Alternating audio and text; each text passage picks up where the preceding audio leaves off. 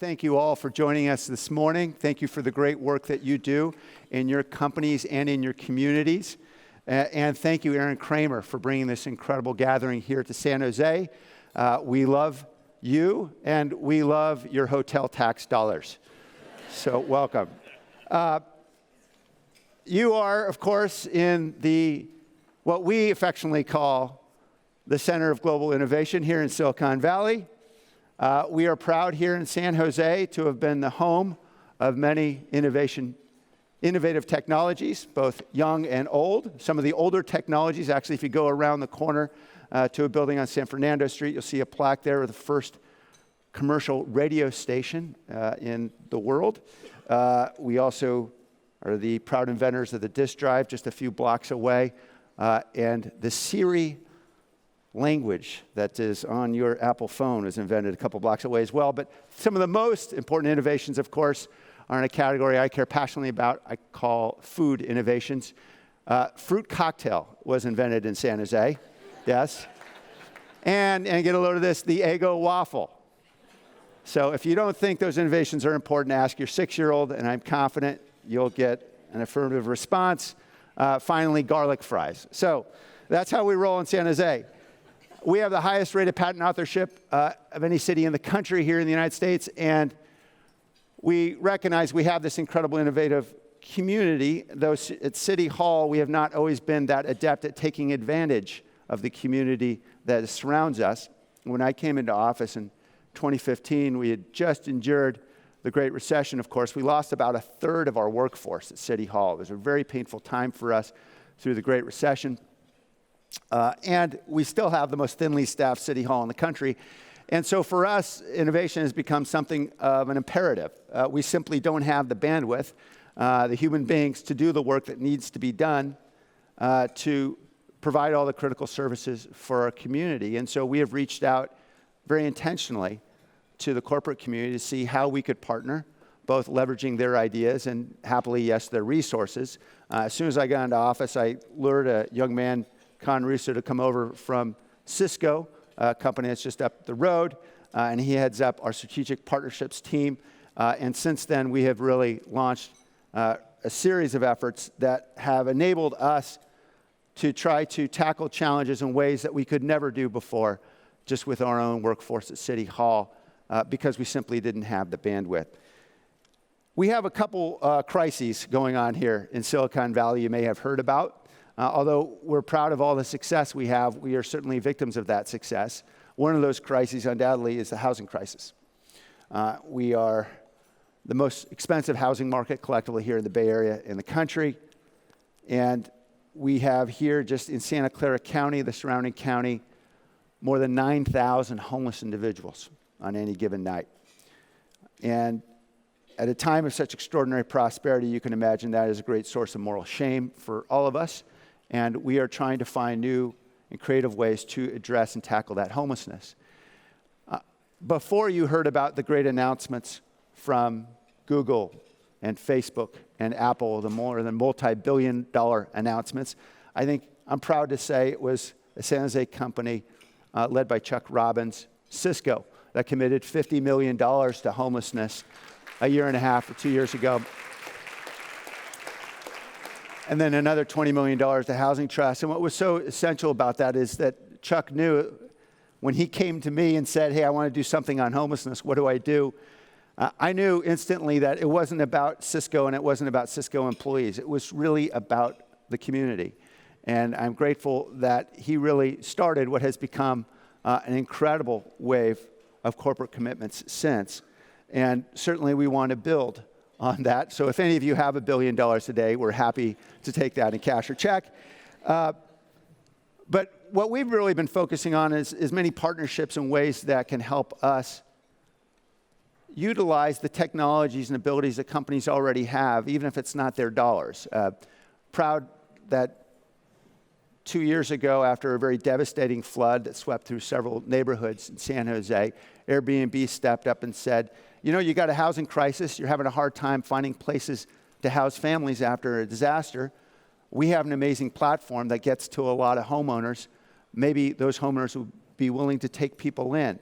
And so we became the launch city for their Open Homes program. And we now are prepared for the next disaster. We're more resilient because we have a platform connecting us to thousands of homeowners that are willing to take people in times of disaster. And we know there will be an inevitable earthquake or other disaster when we will need that important tool. Airbnb today is actually announcing another initiative with us. Among our homeless, unfortunately, are hundreds of homeless who are actually college students. You all remember being broke in college? Well, try being broke in Silicon Valley. The rent ain't cheap. And so Airbnb and the city in San Jose and Bill Wilson Center are announcing a partnership where we're going to use their platform to enable students to stay, not for a couple days, but weeks and months in rooms of homeowners willing to take folks in, and we'll help out, of course, with rent.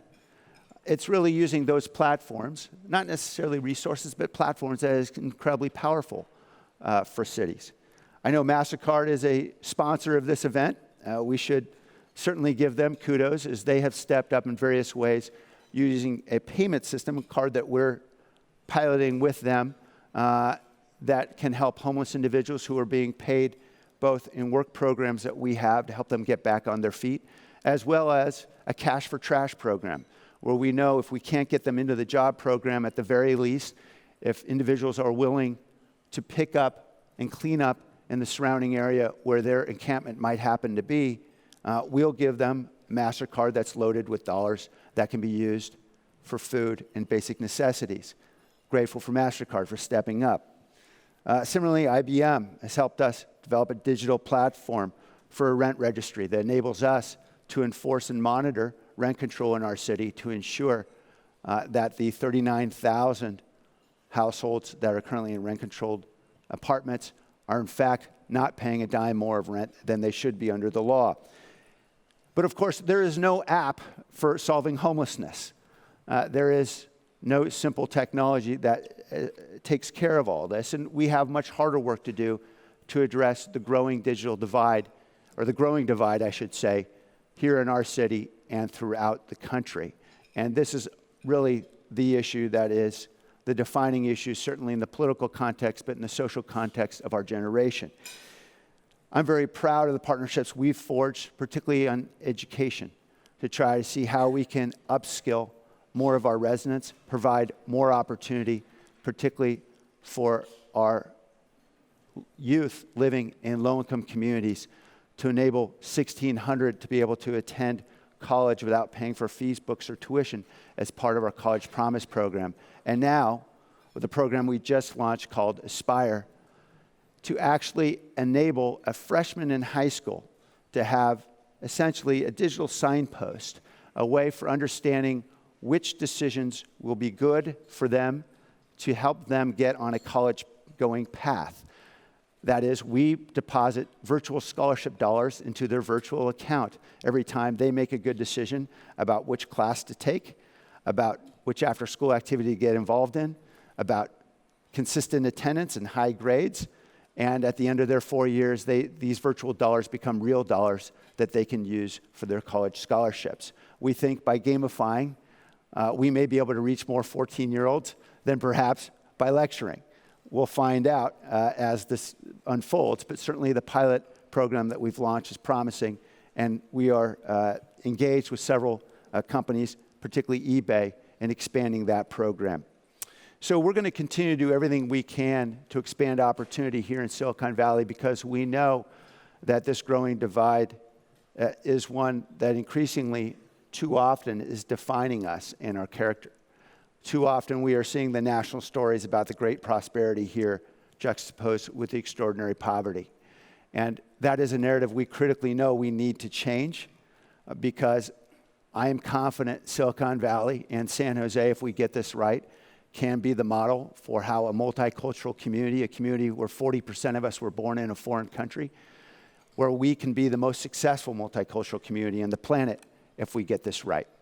I appreciate your participation in this event, because I know each of you are deeply engaged in your communities, locally as well as nationally, to do the same. And I look forward to partnering to see how we can make that happen together. Please enjoy the day and the conference. Thank you.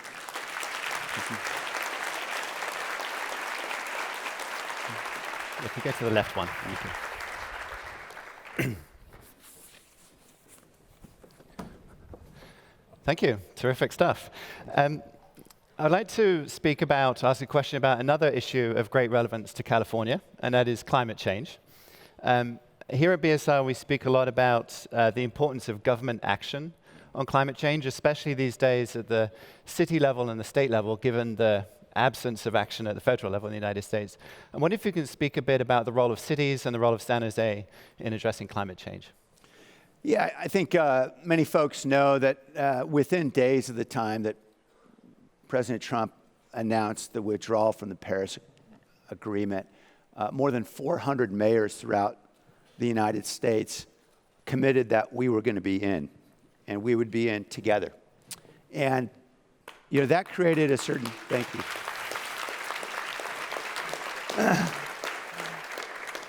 I'll accept that applause on their behalf. I was just happy to join them. Because it was so obvious to so many of us, and there are a lot of Republicans and Democrats in this group, just a lot of folks who are very pragmatic about the reality that we're all facing and looking at the science and recognizing that it's affecting our cities in real ways. We experienced the floods, we experienced the wildfires. We're seeing the sea level rise. If you live in Miami, you're seeing it all too quickly. And we know something needs to be done. And so the city of San Jose, we've certainly been leaning in. Last year, we became the largest city in the country to launch what's called a community choice energy program that essentially provides residents and businesses with the choice about the source of their electricity. And what we found was that by giving people a choice, inevitably they chose pretty well. And we have been able to reduce the source of electricity coming from fossil fuels from 65% on the grid all the way down to 20% in just a year and a half. And we're going to try to get that to zero by 2021. And thank you. And so what that is enabling us to do by establishing an electric grid that is almost entirely renewable is it gives us a platform now where we can start to push an awful lot of economic activity that might have been previously fueled by natural gas or relying upon the internal combustion engine. To the extent we can push our transportation activity onto the grid and push our buildings onto the grid, then we can really reduce greenhouse gas emissions dramatically. And so we have now become the largest city in the country to have with the largest electric bus fleet at the airport. Our regional transit is now adopting electric buses as well. We're electrifying our major train system, Caltrain, which is under construction now. We have become the largest city in the country to mandate all electric new residential construction, new municipal construction. And so what we're hoping to do by the end of this effort is move so much activity onto the grid. And while the grid is transforming to all greenhouse gas-free sources, then we're going to see much more rapid reduction in greenhouse gas emissions than anywhere else in the country. Terrific, and lots of support for your leadership by the sounds of it in the room. A lot of people in the room are working for companies, both locally here in San Jose, but also many other locations across the United States and outside the United States too. What do you see as the role of business at the city level? So you talked a lot about partnerships with companies on a range of sort of social and economic issues earlier on. On climate change, at the level of the city, what are you looking for from companies?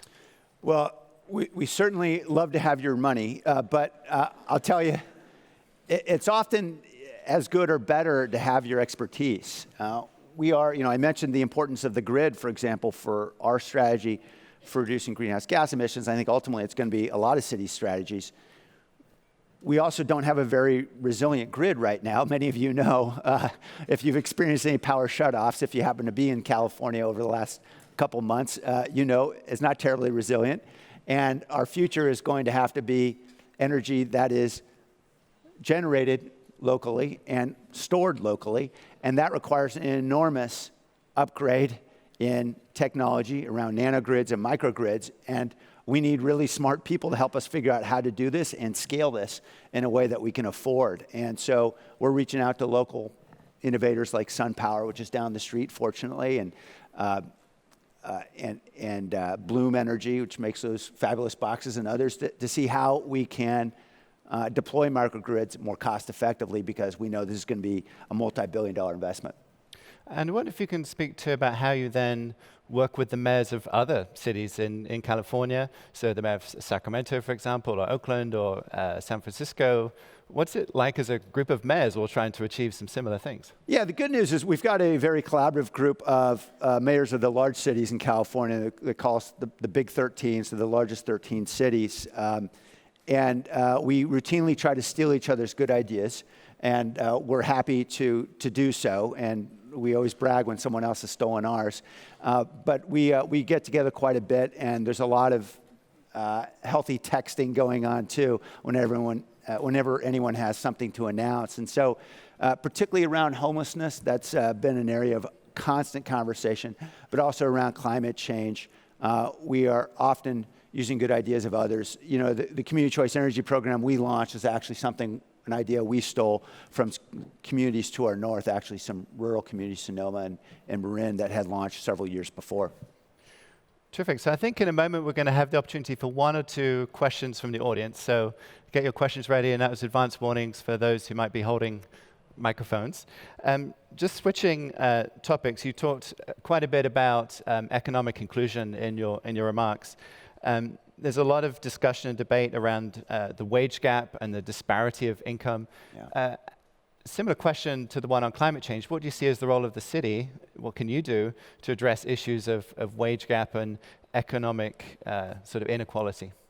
Yeah, certainly, again, we'd love to see federal leadership on this, but we're not likely to see that anytime in the next year and a half. So, you know, the good news, we've seen a lot of cities step up in different ways, certainly around minimum wages. Ours has been $15 now for several months, I think since the beginning of this year, and we'll continue to increase it. You see other cities like Seattle and San Francisco doing the same thing, which is great. You know, but the reality I think we all recognize is the disparity of wages is only going to continue to grow unless we address the disparity in skills.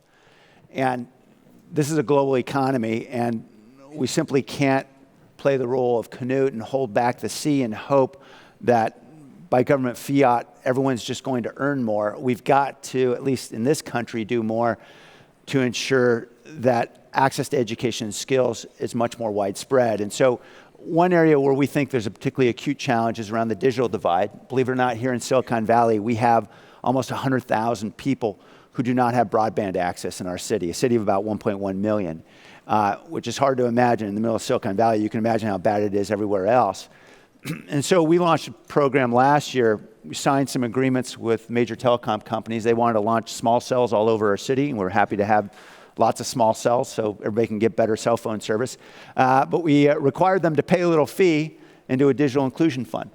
And that fund over the next 10 years will generate about $24 million. And then we're also leveraging some philanthropy to see how we can get greater access to many low-income communities certainly for digital access for broadband, but also devices and skills, really focusing primarily on youth, but to some extent also the seniors, and really start to change the dynamic around the digital divide. Right now, we know in public schools throughout this country, all of our kids are required to do their homework online in some way or another.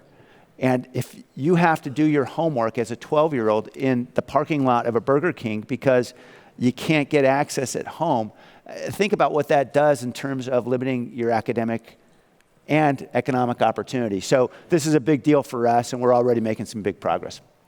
Terrific. We have a few minutes for questions. If you can say who you are and where you're from and keep your question tweet length, that'd be terrific. Do I see any hands? Earthquakes fans? Yes.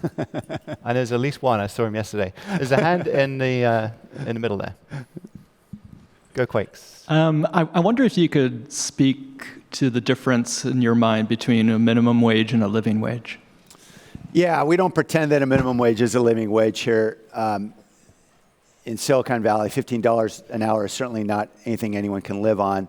We're simply trying to push it up at a pace that, as I say, leadership is about inflicting pain at a rate that people can tolerate. And so we're simply trying to increase the minimum wage at a rate that our businesses will swallow and not run away. We do have a living wage also and prevailing wage in the city, which is quite a bit higher, I think about $22 an hour. But again, no one would pretend that that alone is enough. Let's face it, folks who are earning that wage are typically working 2 jobs to survive in this valley. And so, it really comes down to the fact, again, we could set the living wage at $50. And by the way, that's the wage that you're required to earn if you're a contractor with the city. Prevailing wages if you're doing construction work on city land or involving city money. And those dollars get quite a bit more higher. For example, prevailing wage for an electrician is more than $100 an hour. But, we could set that at any rate, and it's not going to move the needle unless we've got residents who have the skills, who can do the work that ultimately drives that economic benefit. So I really believe strongly that our focus has got to be around skill building. Terrific. One more question. This one right here. Do you see a hand that I don't see? I think it just went down. Oh. Okay. Any hands? No. So my final question for you. Sure. Earthquakes 2020 playoffs? Of course. We built a little stadium here for the Earthquakes. Just managed to get finished right as I came into office. And I'm very proud of it because it has the longest outdoor bar in North America. And so that, of course, is the great attraction. Even if the Earthquakes aren't playing particularly well, which they really hadn't been in the last year or so, you can go there and have a pretty good time. And what you notice, of course, about the stadium is that even when it sells out, which it usually does, half the seats are empty because everybody's at the bar. So I hope that encourages all of you to come back for another visit. And the other thing to know about the stadium is the seats are arranged in such a way that they send out coded messages. So the red seats actually mean something in, I believe, Morse code, is it? Yeah, I'm not sure it's Morse. I actually don't know because I was a political science major, which apparently I learned after college is not the one true science. So smarter people than me know exactly what the code is. Great. Yep. Well, we really appreciate your leadership, and we really appreciate San Jose, the city of San Jose, hosting BSR Conference this year. Round of applause for Mayor Sam. Thank you. It's a pleasure. Liccardo. Thank you to be with all of you. Thank you. Thank you. Great.